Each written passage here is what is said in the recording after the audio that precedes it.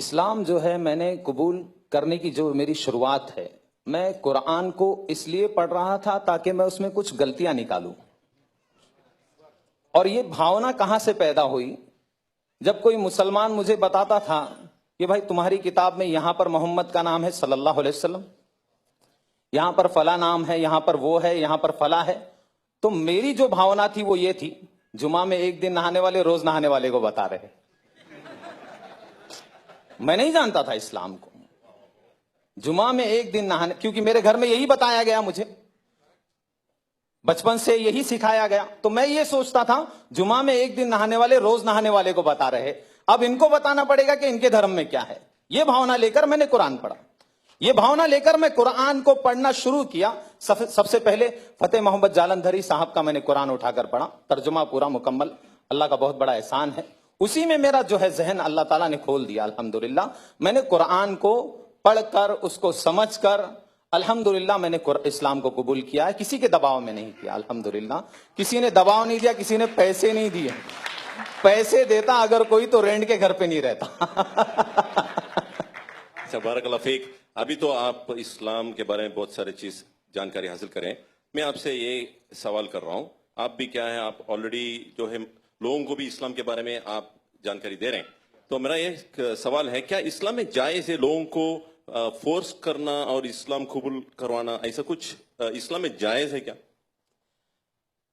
कुरान की आयत है, अल्लाह ताला ने कुरान में अध्याय नंबर 2 के श्लोक नंबर 256 में अल्लाह ने कहा, ला इकराह फिद्दीन, धर्म के नाम पर कोई जबरदस्ती नहीं है। कद तबय्यन रुश्द मिनल गई, मैंने अंधकार और प्रकाश को वाज़ेह कर दिया। अंधकार क्या है? अंधकार यह है कि उस सच्चे पालनहार को छोड़कर किसी अन्य के सामने अपने माथे को टेकना, जिसने अपनी मां की कोख में, हमारी मां की कोख में हम सबका निर्माण किया है, उसको छोड़कर उसकी पूजा करना जो खुद मां की कोख से आए हैं, उसकी पूजा करना जो सूर्य की पूजा जो खुद अस्त हो जाता है, जो खुद निकलता है, उसकी पूजा करना, ये अंधकार है। प्रकाश क्या है? जिसने इस प्रकाश देने वाले सूर्य की पूजा की बनाया है, उसकी पूजा की जाए, ना कि सूरज की पूजा की जाए, ना कि चांद की पूजा की जाए। ये कुरान की बहुत सारी आयतें हैं। कुरान में भी अध्याय नंबर 41 में भी पालनहार ने कहा है, अल्लाह ताला कहता है, सच्चे पालनहार कहते हैं कि ला तस्जुदू लिश्शम्सी वला लिलकमरी वस्जुदू, नतमस्तक मत होना न सूर्य के सामने न चंद्र के सामने, बल्कि उस शक्ति के सामने, उस पालनहार के सामने नतमस्तक होना, लिल्लाहिल्लज़ी खलक़हुन्ना इन कुंतुम इय्याहु ताबुदून, जिसने निर्माण किया है इन सारी चीजों का, उसके सामने झुको, न सूर्य के सामने झुको, न चंद्र के सामने झुको।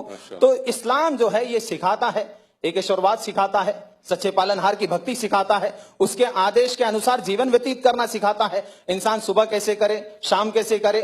पहले जानवर था, अभी इंसान बन गया, ऐसा लगता है मुझे। पहले मुझे नहीं मालूम था कैसे जीना है, क्या करना है। सोकर उठूं तो क्या करूं? सोकर उठना भी भक्ति है।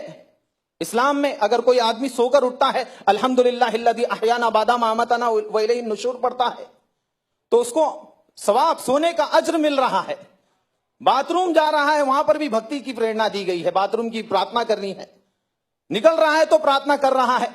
सड़क पे कैसे चलना, थूकना, अल्लाह अकबर, बड़ा एक हर अमल को जो है बताया गया। थूके कैसे इंसान, सामने ऐसे नहीं थूके, क्यों, किसी और को तकलीफ भी हो सकती है।